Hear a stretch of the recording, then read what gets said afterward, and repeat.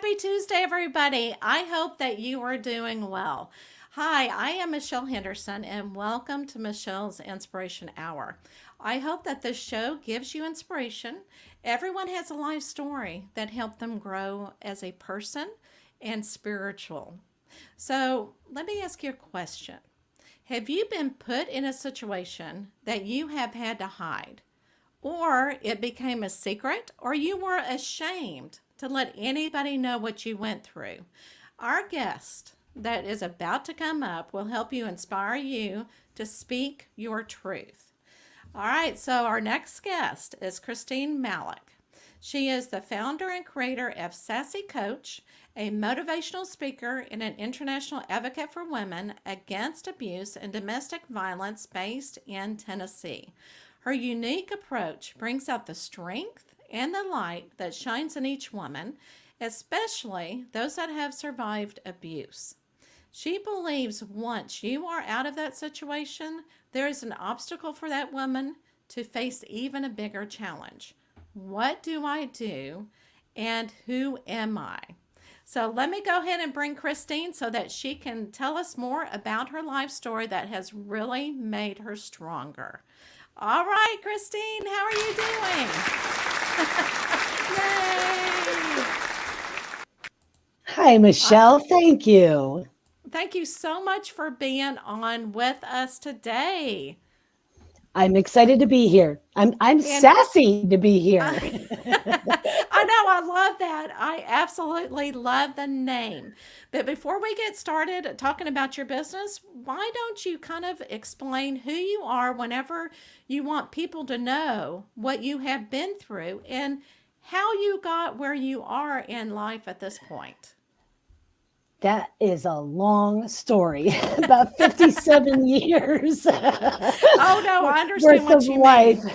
Yes, there's yes. there's a lot. There's a lot that happened in my life, and one of the biggest lessons that I learned is that we could either succumb to all those adversities or we can overcome. And as I like to say, thrive from it. Not only survive, but thrive. So we are as women of abuse, and I do make the distinction between abused women and women of abuse. As women of abuse, we are thrivers. We have overcome more than the average woman out there. And not to take away from the average woman, please don't misunderstand. But going through all those types of abuse is what makes us sassy. And I love sassy. Okay. Sassy is an acronym. It stands for strong, assertive, smart, sexy, and independent. And as every woman I know has it, it's just a matter of what degree do we bring it forth and bring it out in our personality and the way we raise our kids and have our relationships. But a woman of abuse, that sassy got almost extinguished. And I help her bring that out because I've gone through it and I had to go through it alone. And I don't think any woman should have to go through any type of abuse alone because we are better. We are stronger. We are, the assertive, smart, sexy, and independent women that we are. And I just help them. I take them by the hand. I give them great big hugs. I give them a kick in the butt occasionally, whatever, but whatever they need. But I'm always there for that woman. And I absolutely love that because being sassy and everything that you explained, I think it is they're going through a healing process.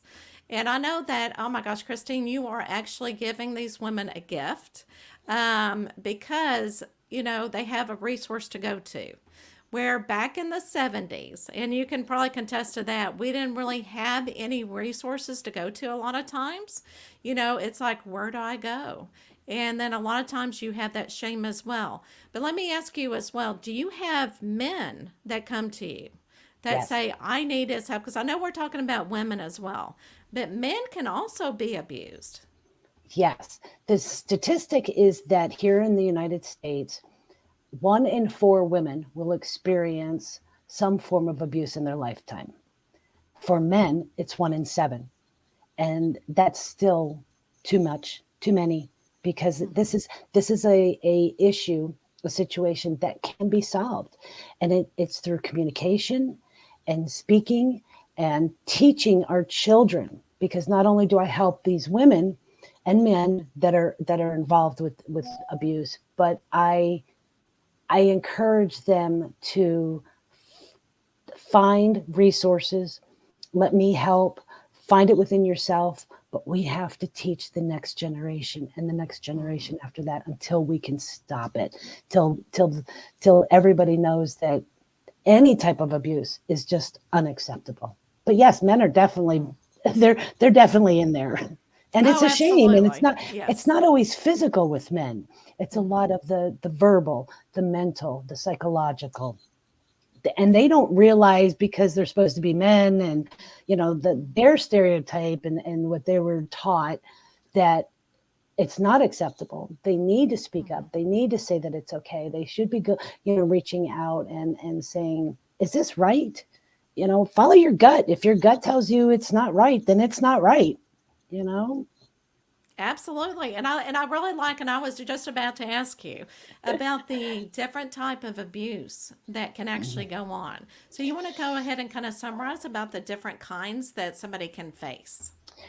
Yes, the biggest one that starts for in a relationship is usually the verbal and the mental, spiritual, the psychological abuse, the gaslighting, the comments, the name calling, things like that. And in my situation, that's how it started. Because we actually love that partner. In my case, it was a man, and because I actually loved him, we somewhat adjust for those things that come up, and we say, well, I do love him. Maybe he had a bad day, had one too many drinks, the boss did this to him, the dog did this, the car broke down. We make excuses till it gets to a point where there is no excuse, there Right.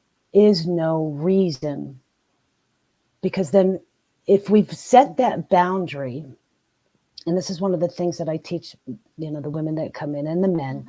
If we set that boundary, and we hear that all over social media right now, boundaries, boundaries, boundaries. But what we fail to acknowledge is, you can set that boundary, but what we did and what we do, sometimes knowingly and unknowingly, is we move it, and we move it again, and we move it again, and we move it again. And we don't say, okay, this is my boundary and I'm not moving it. And we can set that, but we have to stick to it. If that really is your last point, and you say, if you hit me again, I'm leaving, and then it happens, then you didn't leave. What you're telling that other person is that you will move your boundary, and we have to stick to that boundary. And I love that. Like you said, we're going to teach each generation that, how to set those boundaries or what. Yeah. And one thing that occurred to me, because we're talking about love relationships and so forth. And I know that a lot of my listeners are empaths. And, empaths, like you said, we make an excuse for everything that somebody's going through. And they're going, you know what? I'll still, take the abuse, and they'll still become the victim because they feel like they're helping the other person.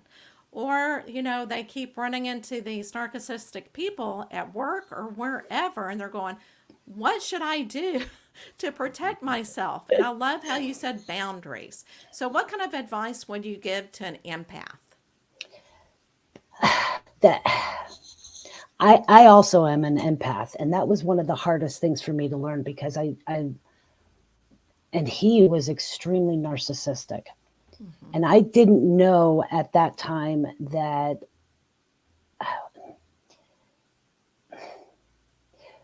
find a way to protect yourself. To answer your question, find a way to Mm-hmm. protect yourself, find a way to protect your energy.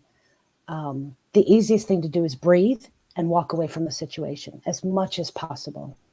As an empath, we take on those emotions and those feelings, and we can tell when the lie is coming. And if this is a very physically abusive person, we have to tread very lightly with what we say, with what we come back with.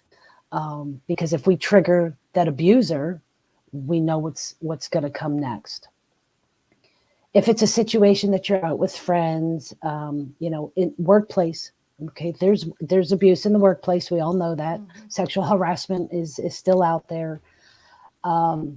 If you're in that situation, take that breath and walk away. Step away from it. Make an excuse. I have to go to the bathroom, or you know what? Let me go take care of this. Or if you have to, then you say, you know what? We're not on the same page here, and I'm not feeling comfortable with the situation. Let's take 15 minutes.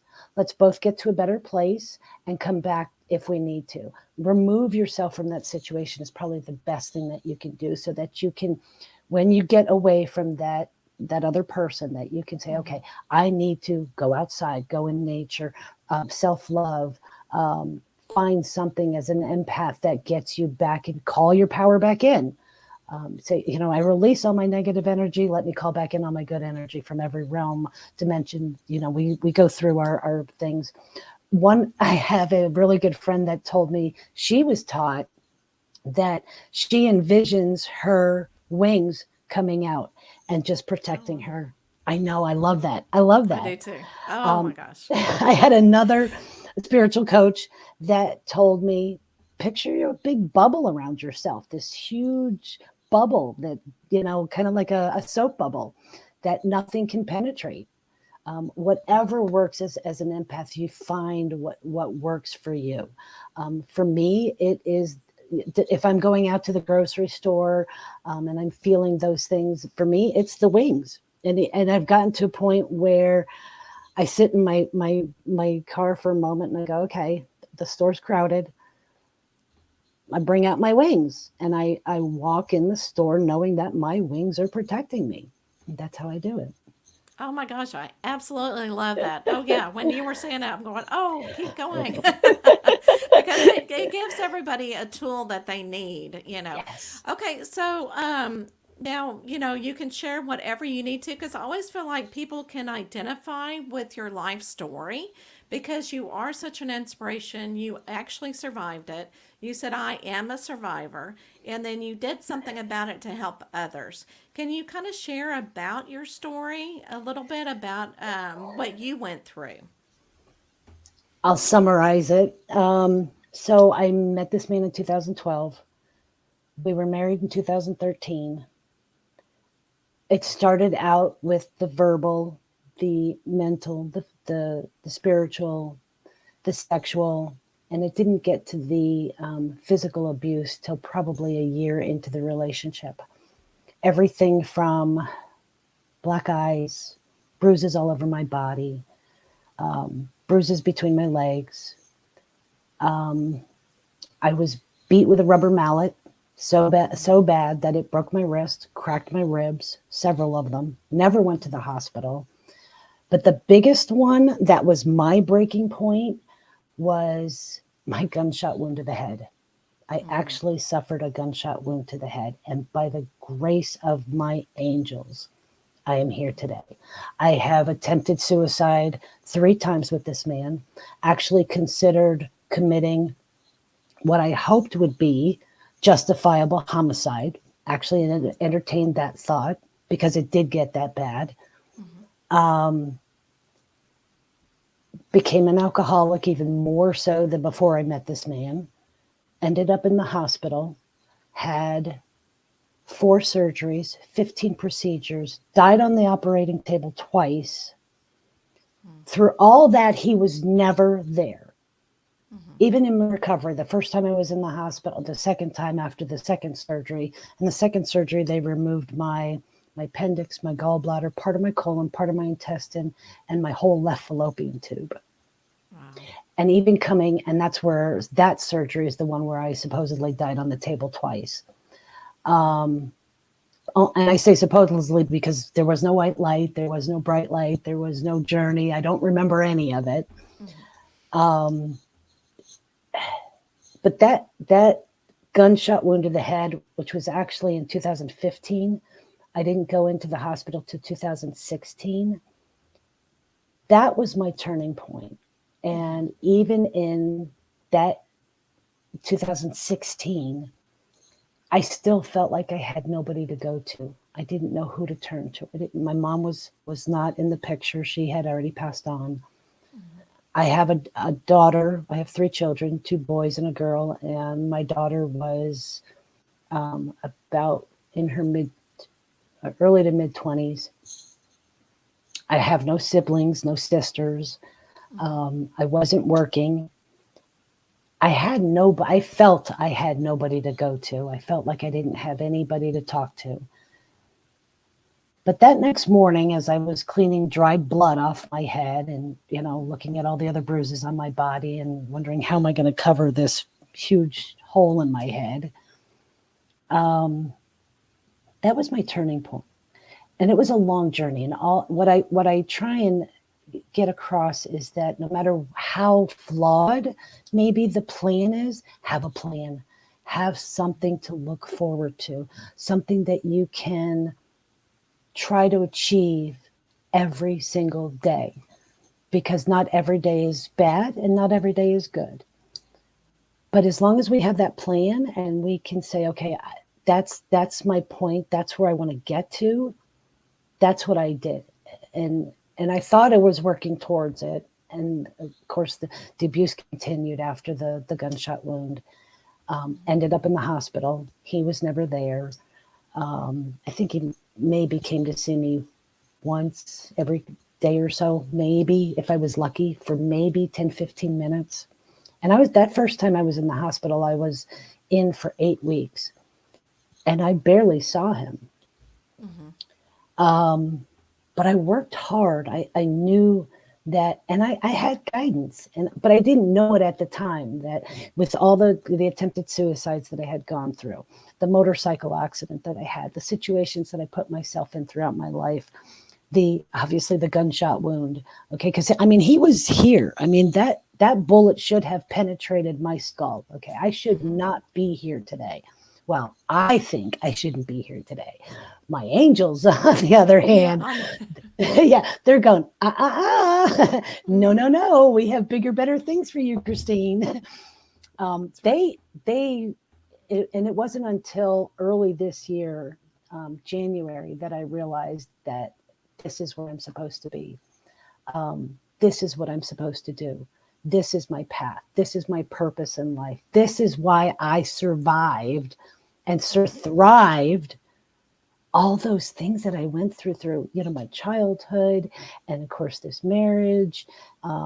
Everything leads me to this point right here today, to be able to say, we can do this. We can make a difference. We can change the perspective and change the perception. Which is why I said earlier that I don't say we're abused women. We are women of abuse. And there's a difference. And if you listen to it, an abused woman sounds like, oh, it's that poor girl. It's all her fault. There's a connotation that goes with it. And I want to change that vernacular. And I want us to say vehemently and strongly, a woman of abuse. A woman of abuse. Because there's nothing wrong with that. I am a strong woman. I did thrive past this. I got out of the situation. I can do this. I want women to know that it is not their fault. They did nothing wrong. And men, that it's not their fault. They did nothing wrong, but we're not weak. We are sassy. And we do have that, we do have that essence in us. And we just need to find it again and bring it out and say, one of my things that I love saying is there are 3 words in the English language that are the hardest things to say, the hardest 3 words to say. But it will make you the strongest person possible. And that is, I need help. You are at your very lowest, and it is hard to say those 3 words. But if you can say them and you can express it out loud, it makes you the strongest person in that room, if not in the world, to be able to say, I need help. And that's what I encourage, is just to say, I need help. I need help. And I think that's awesome. I mean, because that's the first step to recovery, It you is. know, to say, I'm going to change my life. And I think, too, your story is so inspirational because people will say, you know what? I am not alone. I can reach out, you know, because I do think it does become a spiritual because when you, like you said, connect with the spirit world, with the angels, with your divine, with God, whoever, it just seems like things begin to happen, Yes. you know, and especially once you say, you know what, I need the help somewhere. And then it just kind of opens up those doors for people to come and help you. Yes. Yes. That's actually the first step. I call it to surrender. It's the first step. I have a signature course that I call the 7 steps to SASSI. The first step is basically to say, I need help, and that's as easy as just booking a one-on-one call. And if not Yeah. with me, reach out to somebody, find somebody that you can say, I need help, or I need help. Oh, right. However, I Yes. need help. Yeah, Yes. could you help me? But to be able to say that is the very first step in healing. You're right, in healing and starting on your journey, which is why I say it's that woman now needs to know, okay, who am I? What am I supposed to do? Where do I go from here? Well, you know what? We work together on that. We figure that out. What is your journey? What is your path in life? What are you destined to do? Why are you on this earth? Why are you here? We start that path, but Right. it all starts with, I need help, and I surrender. I let the past go, and let's start from this point forward. Oh, I love that. Thank Absolutely you. love that. Now, you Thank said that you have a 7 step program. Yes. Okay. So, can you kind of explain just in short, you know, what each step is that, you know, Uh, somebody would go through? not completely, because that's part of the Yeah. program. Right. I gotcha. I Right. gotcha. Okay. So basically, step one is the surrender, and we go from there. And Mm-hmm. each woman is different on her Okay. path and where she is and where she needs to be. How long did she? And that's some of the things that we go through in those 7 steps. Is there's we identify the stages of abuse that you've been through.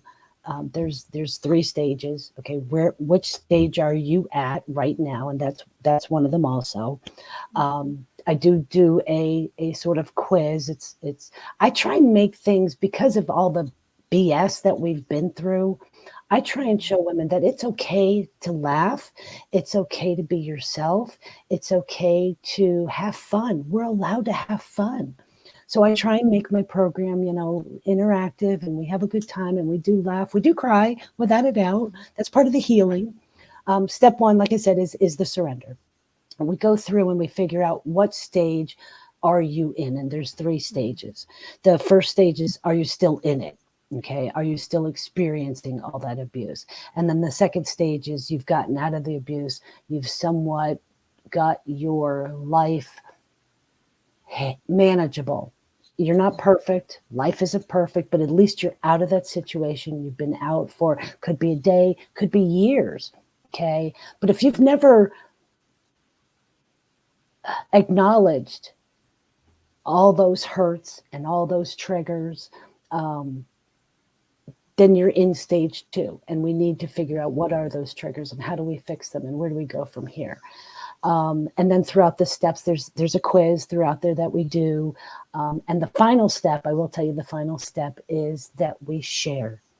We help one other person somewhere along the line, because I can't take on the world. There's 7+ billion people in the world. As much as I'm trying to heal as many women and men that I can, I Right. can't do it alone.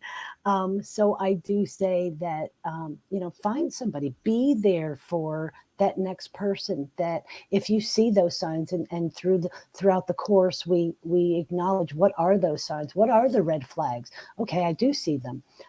But if you see them in a friend, a neighbor, just somebody that you see at the grocery store. So one of the things that Archangel Michael told me is that I need to spread his love and joy. Okay, God's love and joy.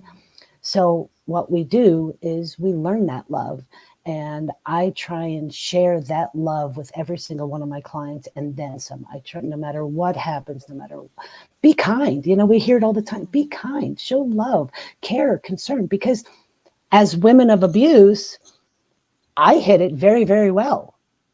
My family maybe had an inkling that something was going on. Okay. There's other, women out there that their families have no clue because we hide it so well. So be kind, because you never know what that other person that you're encountering may be going through. So if we can take our lessons that we learned in the class and know who we are, then we can say, okay, it's I tease and say that if there's somebody that and they're saying, oh no, I'm fine, but you can tell the makeup's real heavy under the eyes, okay, the bruise on the side here, the marks on the neck, or they're always wearing long sleeves.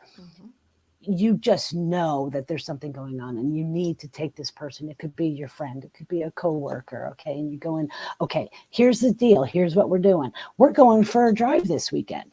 And just drive, and you get in the car and vehicle or whatever it is. But as long as you have that captive audience, and I've done this and I've said, okay, you can sit there, I'm going to drive.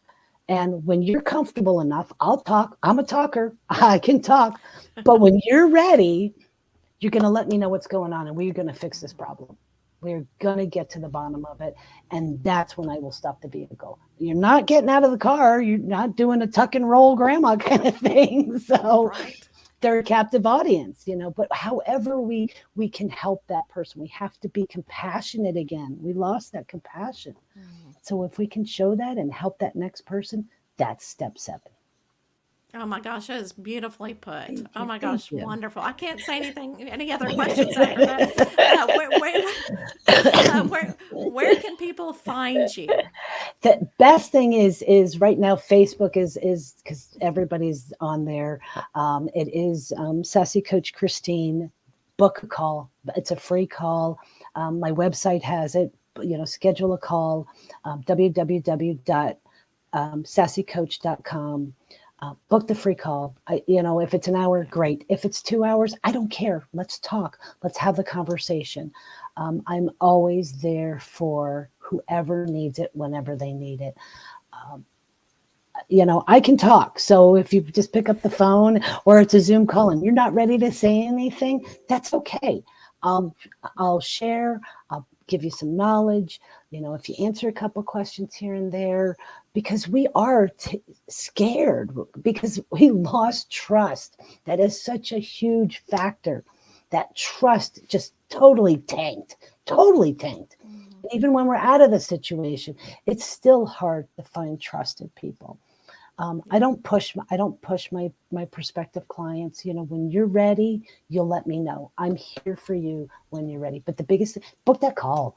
Even if I have to text with you, great. If it's one way and you don't want to be on camera, great. I will respect that till you are ready to say, okay, Christine, what do we do? Where do we go from here? What do I do now? Great. Wow, such love. I mean, you give them such love, Thank and you. you meet them, and you meet them where they are. And that is very important, because you develop that trust first. Yes. Because if and as you know, when you're going through that difficult time, you put up that brick wall, and it just takes one brick at a time to get that trust all over again. Well, I tell my prospective clients that I'm not trying to break through that wall. Okay. I'm up top. Okay. I'm looking down. I'm here. I'm helping you. My hand is out for you.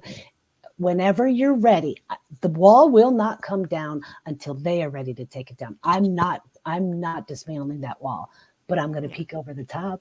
I'm going to say, hey, how you doing? You okay? And I've had clients that I've actually done that for about 4 months, once a week, sending out a text. Hey, you need anything? You okay? Maybe a little motivational meme, something. I've had clients that, even though they weren't paying clients yet, I've been on the phone for an hour and a half just to walk them through that situation, because that's what they need at that moment. And that's showing that love. That's showing that care. That's me going, okay, I'm right here with you. However long it takes, I'm hanging onto this wall. I love that. I absolutely love it. Well, thank you so much. You're I mean, my welcome. Thank gosh, I you. could talk to you all day and just listen to you all day. Are you I ready for told the you I'm a talk. last? I told you I'm a talker. Hey, you know what? And this is a topic that needs to be talked about.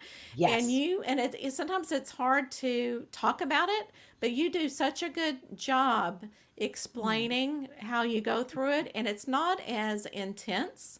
And again, so it's approachable, I guess you could yes. say. And I Yes. think people need that. Yes. Because if you get too intense, people kind of back off and they go, I don't want to talk about it. But you do it such in a loving way. Oh, thank you. Thank So, you. Thank are you you. ready for the last question? Absolutely. Okay. All right, everybody that's listening and watching, I was a school teacher. Always bring that up. Always have to bring out the will. I'm going to make it bigger, and then I'll kind of, because on our screen it's really small. Here we go.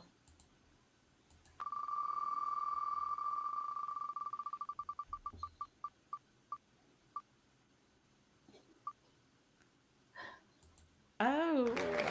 Oh. I Oh. love it. So, have you had a lucid dream before? No, but I have tried, and I did some research on it. I tried to. I think I get my dreams in my visions. I do have visions, which I That's what I think was are going to ask you. Yes. okay. Yeah, Yes. my visions are a little different. I have, like I said, I have researched lucid dreams. I've tried it. I've downloaded the app for it. Um, I guess it depends on perspective, but I get visions. So if you And want to say it's kind of along the same lines, but I think I absolutely think it's along the same lines. I mean, this is my opinion because you are connecting into the spirit world, and it doesn't matter how you do it. right. Some people just have, and I've lucid dream a little bit when I was younger, but it doesn't happen all the time. And but you have visions, and I really don't have visions. So, but you connect into the dream world. You're connecting with the spiritual world, and I think that's what's important. Yes. Yes, I do And too. my question is, do you listen to your visions? Oh my gosh, yes.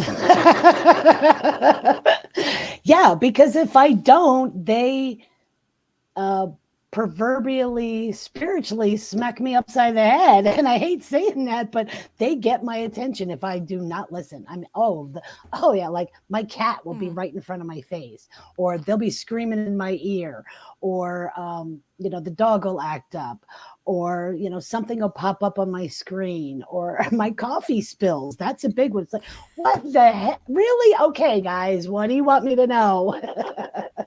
And then I that love night it. I get the vision, or I'll take a moment and go outside, and when it's not cold, and Right. go out there and just meditate and go, okay, what is it you're trying to tell me? And I get the vision. It's like, oh, okay, gotcha. I absolutely love that because you're right. And a lot of people kind of get scared. I mean, you're not scared when they try to get your attention, are Oh, you? hell no. See, a lot of people that I've run into, they go, it's kind of scary when they're trying to get my attention. It's like, well, listen to them because they're like people. You can again, you can have that barrier. You can put that barrier up and say, right now you're being a little bit too loud and I cannot listen. And they'll go away. I mean, you're the one that's in control, but a lot of people get afraid of it. Yes. So it's good that you're not. No, no, no, no. I learned a long time ago that with my encounter with Archangel Michael, that was pretty clear and evident. And I mean, like, he was right in my face, and Mhm. he leaned over and whispered in my ear, everything's going to be okay. And even about 4, 5, maybe 6 weeks ago now, I was having a down moment. I was not in my good vibrational level. And I kept saying to him, yeah, but, and he was like, Christine, yeah, but, and he's like, no, Christine. Now he was off to the side. I was laying in bed, and I was like, yeah, but Michael. And he's like, whoa, right here. And he's like, no lie, Michelle. He actually said, what did I tell you all those years ago? And I'm like, Everything's going to be okay. Then why are you questioning me? Oh, I don't know. that I'm is one. sorry. Oh my gosh. And you're going, okay, I'll listen. I bet you felt like a little girl at that time. I Yes, I will did. listen this time. I did. I did. I so did. And then of course I get a chuckle out of it. Go, all right, can I sleep now? Oh, absolutely. Absolutely. Okay. So, everybody, thank you so much for listening. And Christine, thank you so much for Oh, you're welcome. your wisdom of the words and really going into, detail about what you experience so that you can help others. And if Thanks. anybody is out there seeking help or you know a friend that is seeking help, please contact Christine or somebody else. Just give Yes. them a resource that they can reach out so that they can get the help that they need. Yes. All right. So have an inspirational week. And if Spirit talks to you, listen to them. That's another. Thank you so much. Thank you. Okay, hold on. I'm going to.